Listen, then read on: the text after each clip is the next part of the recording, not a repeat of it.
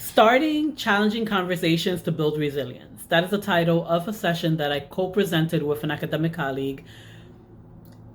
And I just thinking of how this affects people in business, right? A lot of times people in business go through traumatic things that cause them to reinvent themselves, go into entrepreneurship and different things, right? And oftentimes it's hard to navigate relationships and to rebuild your confidence when you've gone through a lot. So, in talking to people who work with students about this topic, I was thinking about people who work in business because people in business carry even more lived experiences, trauma, and things that may cause barriers for them to ask for the help that they need or accept the help that they need or to express themselves in the way that they want to so their needs can be met and so that they can get the assistance that they need.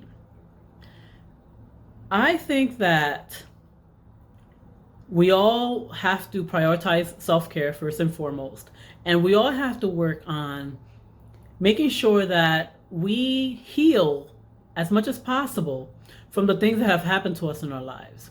Like I said during the presentation, that most of the trauma that I've experienced in my life has come from work-related trauma.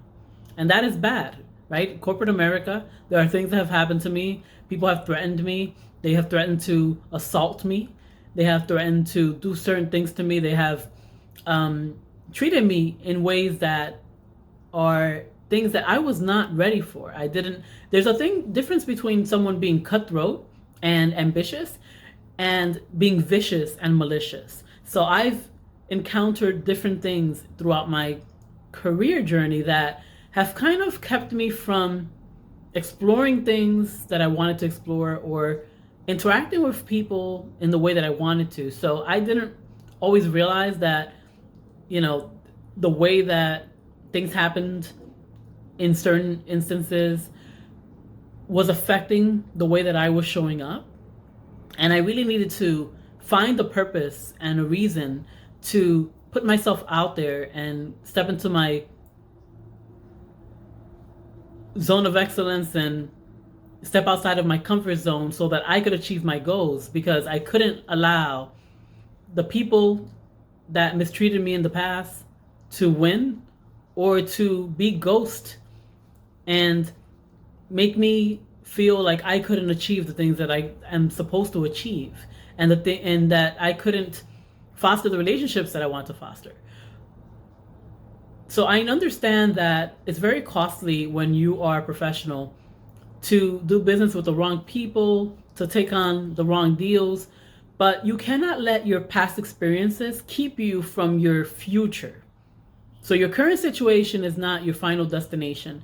And the people that hurt you in the past are not the characters in your story that matter.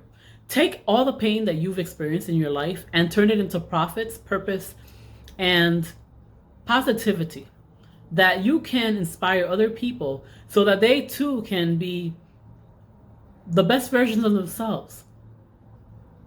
Most of the time, the people that hurt you or hurt themselves, or they just may be having some psychotic issues or something is wrong with them, and it's not your business what's wrong with other people unless that's the line of work that you do. Your business is to make sure that you are adding value, that people's lives are different because you are in it, right? Any interaction that people have with you is positive. They leave with value. They leave with energy. They leave with inspiration. Don't allow anyone who is not adding to your life to subtract joy or opportunities. And when people do things to you that are beyond atrocious, take action to make things right, because sometimes when you don't speak up and go through the process of seeking justice, they will do the same thing or worse to other people. If you have not had any work-related trauma, then that's great. But if you want to be an ally and an advocate for others, you need to make sure that you um, do what's right for other people as well. Sometimes you have to speak up. And building resilience is not just about overcoming barriers. Sometimes you have to overcome yourself. So I used to be very shy and introverted, and a lot of people kind of pushed me. They tried to push me off the ledge to make me fly. And I'm not a person that works well with reverse psychology or anything like that. So make sure that you meet people where they are. Make sure that you give people opportunities to grow. Make sure that you are not just having people feel forced to do things. Show people the ropes. Be the epitome of what you're trying to model. And when you're helping people, do not make them feel as your project or initiative or handout. Make sure that you are letting people know that service is the rent that you're paying to be here, that you are doing your work to include supporting others. And it is not your job to persuade people to get help, but show people models of what happens when someone is supported so that they can go and get the support they need in their lives. Because sometimes people are very hesitant. Like I am still sometimes hesitant to ask for help for certain areas of my life. And you don't want to dim your own light because you don't let other people add spark to your life. I don't know what you're going through today, but I do know that someone has overcome what you're going through, and they're doing just okay or better. Try to find ways in your life to center yourself, to have inner peace, to choose happiness, to not measure your life just in numbers or in possessions or in others, to measure your life in how you're showing up and using your talents, how you're living in the present and enjoying what life has to offer. And understand that life is really a journey and that everything isn't built in a day. Understand that you are responsible for your own life and you're the CEO of your life, that you need to make sure that you're not just expecting and waiting or taking so long to screen things out that you lose out.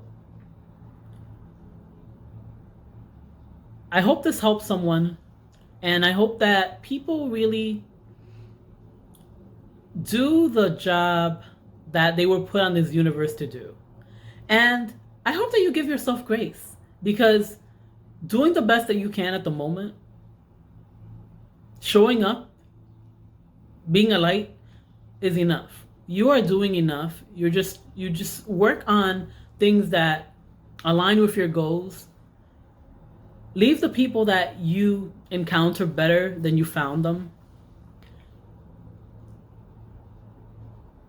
Take the time to get to know the most important person in your life and to heal that person and to support that person. That person is you. So make sure that you take everything that's given to you and you use that as a foundation, not only just to try to build an empire, but to build a life that you don't need a vacation from, but that allows you the flexibility to live life on your terms and succeed on your terms, and to feel free to reinvent yourself and show up. A lot of things will happen throughout your life, but it's how you react to them and what you use, the lessons that you learned from them to do. All the best always, and be kind to yourself. Know that the past does not have to dictate your future, but the present is very important. So be mindful to be present and to be well and to do your best.